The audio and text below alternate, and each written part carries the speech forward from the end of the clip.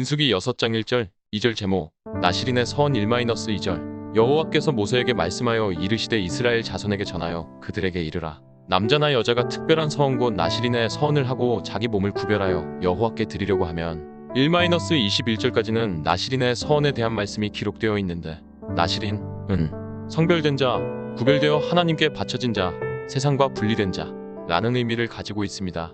즉 나시린은 자기를 거룩하게 구별하여 하나님께 바친 자를 의미하는 것입니다. 그런데 그 기간은 삼손처럼 평생을 바칠 수도 있고 특정한 기간 동안만 자기를 성별해서 하나님께 바칠 수도 있었습니다.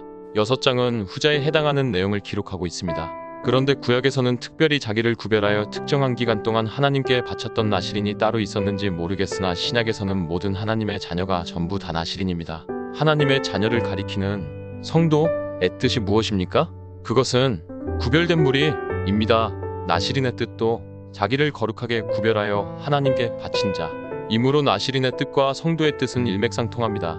그러므로 구약에서는 어떤 특정한 사람만 나시린이 될 수 있었지만 신약에서는 어떤 특정한 사람만 나시린이 아니라 구원받고 하나님의 자녀가 된 모든 성도는 전부 다 나시린이며 나시린에 대한 규정은 어떤 특정한 사람에게만 해당되는 것이 아니라 모든 성도에게 다 해당이 되는 것입니다. 이것은 마치 구약 때는 특정한 사람만 제사장이 될 수 있었고 레위인이 될 수 있었지만 신약에서는 구원받고 하나님의 자녀가 되었다면 누구나 제사장이 되며 레위인이 되는 것과 같은 이치입니다. 여기에 보면 남자만 나시린의 서원을 했던 것이 아니라 남자나 여자 모두가 나시린의 서원을 할 수 있다고 말씀하고 있습니다. 그 당시는 여자의 인권이라는 것이 완전히 무시당하는 사회였기 때문에 이런 말씀은 정말 파격적인 말씀입니다. 왜냐하면 이 말씀은 여자의 인권이 완전히 무시당하는 그 사회에서 여자를 무시하지 말고 여자를 남자와 똑같이 동등하게 대우하라는 말씀이기 때문입니다. 이와 같이 하나님께서는 수천 년 전부터 남자와 여자를 동등하게 대우할 것을 말씀하셨습니다. 그래서 기독교가 들어가는 나라마다 여자의 지위가 그전과는 비교할 수 없이 높아지는 것을 볼 수 있습니다. 그리고 여기에 보면 나시린의 서원을 가리켜서 특별한 서원이라고 말씀하고 있는데 특별하다의 원래 의미는 구별하다, 경이롭다, 어렵다 입니다. 그래서 나시린의 서원은 자기를 특별히 구별해서 하나님께 바치는 서원인데 그 서원을 이행하는 일은 쉽지가 않은 것입니다. 2절 하반절에 보면 나시린의 서원을 가리켜서 이렇게 말씀하고 있습니다. 자기 몸을 구별하여 여호와께 드리려고 하면 바로 이것이 나시린의 서원이라는 것입니다. 즉 나시린의 서원은 자기 몸을 거룩하게 구별하여 하나님께 드리는 서원이라는 것입니다. 여기서 자기 몸을 여호와께 드린다는 말씀은 자기 몸을 불살라서 하나님께 제물로 바친다는 말이 아니라 자기의 삶을 오직 하나님을 위하여 바친다. 즉 지금까지는 자기를 위하여 살았지만 이제부터는 오직 하나님만을 위하여 살겠다는 것입니다. 신약에서 이 말을 가장 잘 보여주는 성구는 고린도전서 10시 31분입니다. 고린도전서 10시 31분 그런즉 너희가 먹든지 마시든지 무엇을 하든지 다 하나님의 영광을 위하여 하라. 그리고 로마서 12:1입니다. 그러므로 형제들아 내가 하나님의 모든 자비하심으로 너희를 권하노니 너희 몸을 하나님이 기뻐하시는 거룩한 산 제물로 드리라. 이는 너희가 드릴 영적의 벤이라. 이 말씀을 종합해보면 신약에서 나시린의 서원을 하는 것은 우리가 오직 하나님의 영광을 위하여 우리의 모든 삶을 아무렇게나 살아가는 것이 아니라 철저하게 하나님께 바쳐지는 거룩한 산 제물처럼 하나님께 바치는 것입니다.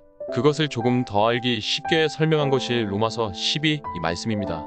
로마서 12 너희는 이 세대를 본받지 말고 오직 마음을 새롭게 함으로 변화를 받아 하나님의 선하시고 기뻐하시고 온전하신 뜻이 무엇인지 분별하도록 하라. 우리가 비록 이 세상 한가운데 살고는 있지만 그래서 우리 주변에는 온통 믿지 않는 불신자들 뿐이지만 우리는 절대로 그들이 살아가는 대로 살아가서는 안 되며 철저하게 하나님의 뜻이 무엇인지 파악해서 오직 하나님의 뜻대로만 살아가야 한다는 말씀입니다. 바로 그렇게 살아가는 것이 우리가 신약에서 나시린으로 살아가는 것입니다. 우리는 믿지 않는 불신자들처럼 자기 생각대로, 자기 뜻대로, 자기가 하고 싶은 대로 살아갈 때 행복해질 것이라고 막연하게 생각하지만 절대로 그렇지 않습니다. 우리가 믿지 않는 불신자들처럼 자기 생각, 자기 뜻, 그리고 자기가 하고 싶은 대로 살아갈 때 우리를 기다리는 것은 행복이 아니라 불행입니다. 우리는 그것을 삼손을 통하여 잘 알 수 있습니다. 삼손은 태어날 때부터 하나님께 바쳐졌던 나시린이었습니다. 그것은 우리도 마찬가지입니다.